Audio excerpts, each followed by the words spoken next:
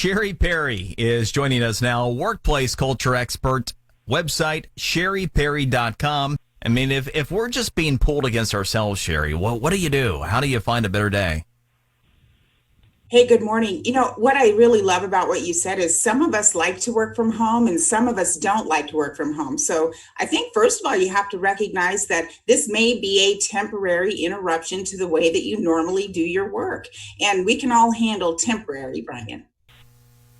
Well, in temporary in this instant gratification society, however, kind of takes on a different flavor. You know, we've been conditioned, I mean, especially younger adults, but, you know, even those of us that, you know, might be of a different generation, we still have gotten used to the on-demand society and getting out of things quickly. And since that hasn't happened, how do you temper expectations or try to reprogram yourself to not end up in a bad way? Well, maybe a little humor would be good. Why don't I give us some this morning? So a little boy's standing up in front of the microwave and he's standing there and he's looking at his watch. He's, man, I don't have all minute.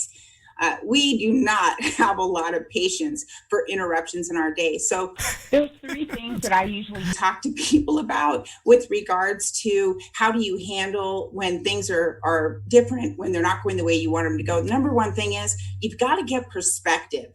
You've got to take a look at your situation and recognize, let's just say you are stranded or stuck at home. You're stuck in your home. There's a lot of worse places for you to be.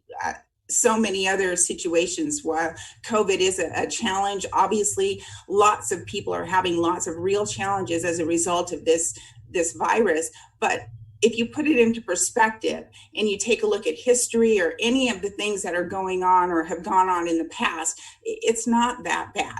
The second word is focus. If you choose to focus on what's not working, I hate to work at home. I'm by myself. Man, I just don't get to communicate with people the way I want to. I can't do this. I can't do that. That is what happens in your world, and you're bound to have a mental spiraling effect if you're focusing on the negative. Instead, try focusing on the positive aspects of it. Hey, I get to spend more time with my family or my dog, or I actually have more time to clean out a closet or maybe even take a look at that yard. The third word, and this is probably the most important, is action. We all have a lot more power than we give ourselves credit for, because if we take some kind of small measured action every single day, regardless of the circumstance, we can make our lives better for sure. You know, Cheri, you bring up a really important point that, you know, cuts across any number of different categories and thought processes. And that is controlling what we can control. For whatever reason, I guess, you know, as human types have a predisposition to focus on what we perceive to be wrong rather than naturally accentuating what is right. Not everybody's in that case, but I think a lot of people are. Statistically, seems that way too. So even if there are things that we could really do well with right now, if we are having a hard time financially, I mean, most people have income loss, if not job loss. It's really hard to get that off of your mind in a way to be more constructive elsewhere.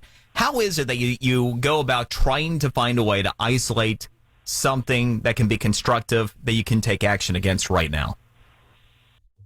Well, at the end of the day, I've got an old friend. He's since passed away from World War II. He lived through the Great Depression. He had so many great stories. And he said, listen, all I can do is all I can do. And if I give the best I can give, then I'm pretty much at peace with what happens as a result. So if people are struggling financially, that's a very real struggle right now.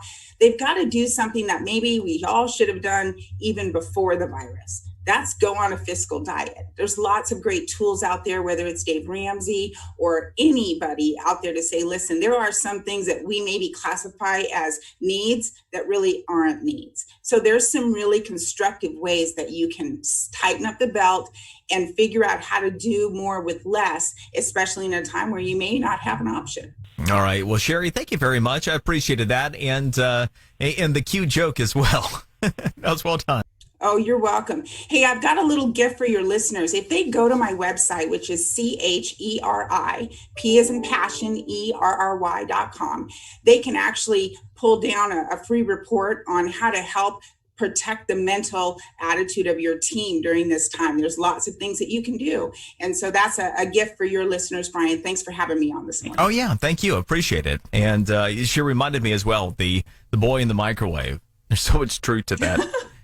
I used to say that one of the lowest forms of the human condition is standing, in front of a vending machine looking for answers.